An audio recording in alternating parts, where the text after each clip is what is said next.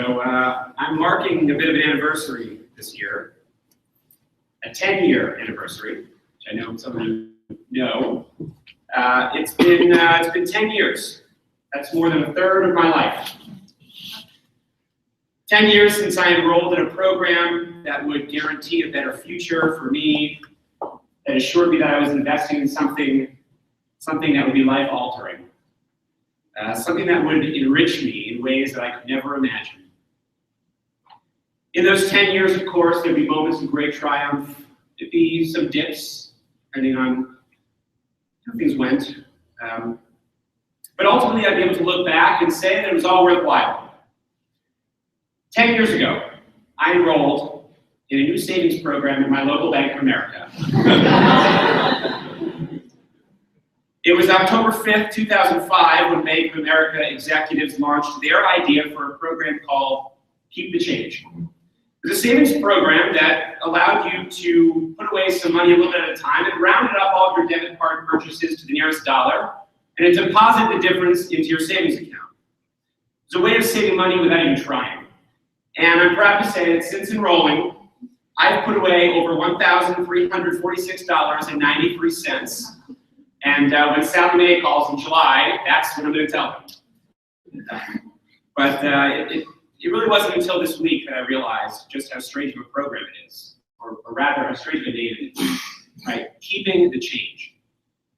By definition, if something is changing, you're not actually keeping it. It's likely that you're actually losing something if it's changing, and if you're keeping something, it's likely not changing very much at all. What you're actually keeping is what's left over after the change happens. But the principle that you started with is gone.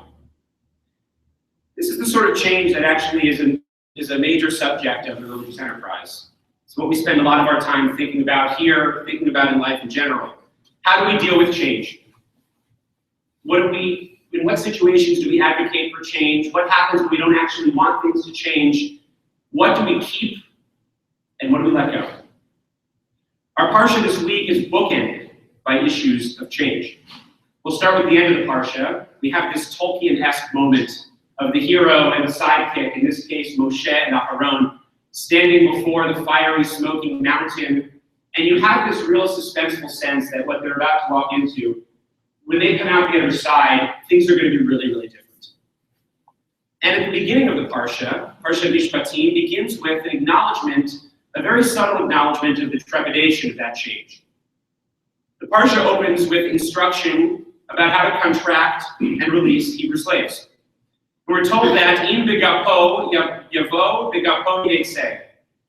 If with his body he came, then with his body he should leave. Our commentators read this in the context of the surrounding discussion. So what it means is that if he was single when you hired him, then he should be single when his 6-year term is up. And if he was married when you hired him, then that's the way he should go. But if you hired him single and you pair him off for those 6 years and he builds his family, then at the end of that time, he should go the same way he came. And the spouse and kids stay with the slave owner. This law, though, fails to acknowledge all of the things that happen to a person from the time that they start a contract to the time that they finish. It fails to acknowledge all the things that happen in the course of a life experience. As a graduate student, for example, we're not asked to sign off our dividends at the door of all the things that we learn. In fact, quite the opposite. That would be a failure. We want to make sure that the things we learn here along the way come with us when we leave. What happens to you over the course of life is yours to keep. And in fact, it's the very goal of any of life's experiences. We want the people we meet along the way to come with us when we go. We want to take the fruits of our labors with us along on the journey as tokens of the life that we've been living. In essence, we actually want to change, right? We want to be different on the other side. We want to learn and we want to grow. That's what distinguishes the slave from the free man. Liberty is being able to keep the changes that come up along the way. But some people actually pray to be unchanged at the other end. I'm thinking in particular about a story that the Talmud records about the great rabbi known simply as Rav, who used to say this prayer every day as he walked out of his house to work as a judge. He would say, in the third person actually, it's interesting how he removes himself from it a bit. He would say, of his own free will, he goes towards death. It's a grim prayer. And he's not fulfilling the will of his family, for he returns home each night poor and empty-handed. Would that his going be just like his coming. This is not a very good endorsement for judging or rabbis. It's a hard prayer. Rav experienced, it seems, a kind of anxiety in his work that made him feel the weight of life and death with every decision he made. His most powerful prayer was 4 simple words. Levai shetehei yetziah kiviyah. Would that his coming be just like his going out. He pleaded daily to not be changed. It seemed that he had this sense that he wouldn't only change lives in the course of his work, but that he would be changed in the process, sometimes for better and sometimes for worse. He had this sense that significant change could occur even over the course of a single day's work, and it scared him. It energized him. He went to work every day. He lived a full life of doing this work. It energized him, but it scared him. So whereas we lament the Hebrew slave who wasn't allowed to keep the changes that occurred to him over the course of his contract, we also observe Rav praying that he not be different when he comes out the other side. So Moshe and Aharon, at the end of our parsha, stood facing the billowing cloud of fire and smoke, really unsure of how they'd come out the other end. It calls to mind a famous Talmudic story that I have to admit I have reservations about teaching in this room because it's one of the most commonly taught texts that we have in our school. And in our movement, frankly, but I want to teach it because I think there's something new that we might be missing in it. I recently taught this story to a group of high school students, and they helped me see something brand new. The story comes from Masechet Menachot.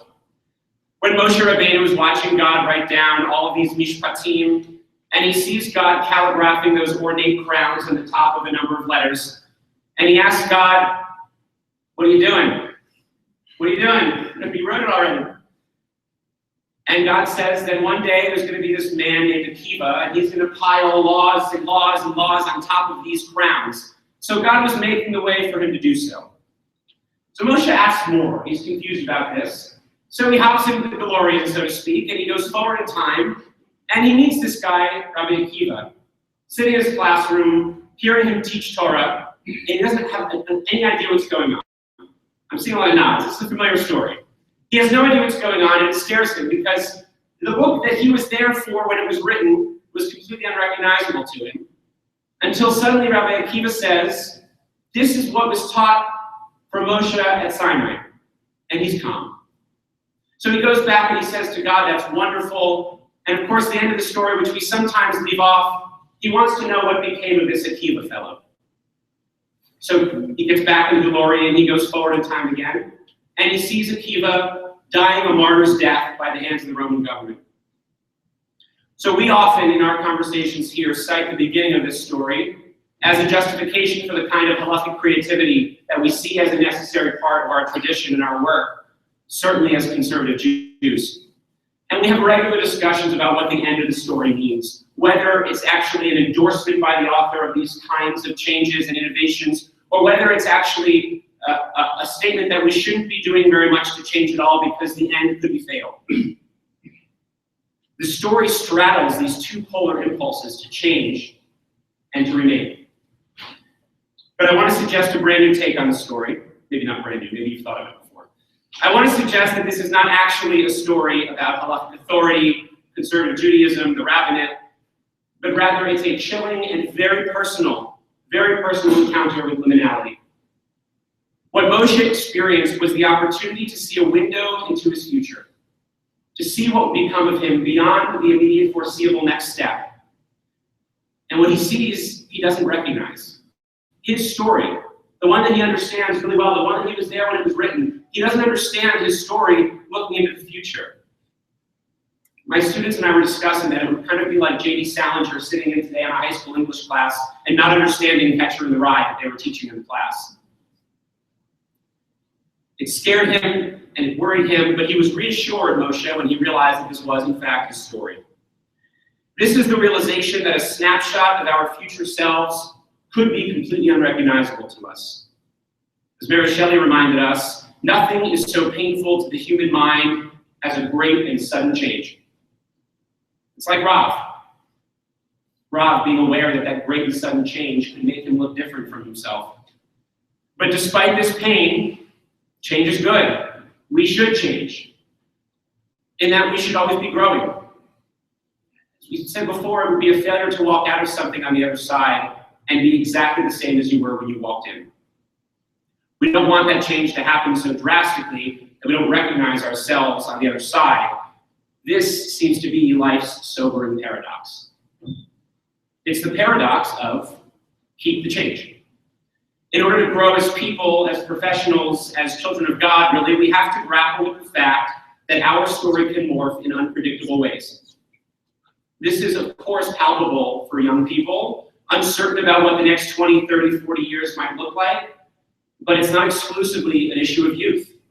Retrospect can be just as unsettling. To look back at an old photo and not feel like you recognize what's staring at you from the page. To retell your narrative and wonder how it is you got to where you are today. Well, you got there the same way that Bank of America taught me how to save. A little bit of change at a time, keeping those small pieces along the way. You keep the small accruals you collect, you keep the pieces that enrich you, the pieces that round out the experience. You make sure not to lose yourself, but open yourself to the elements that could take you in really surprising directions. Very simply, they said brilliantly, keep the change. Thank you.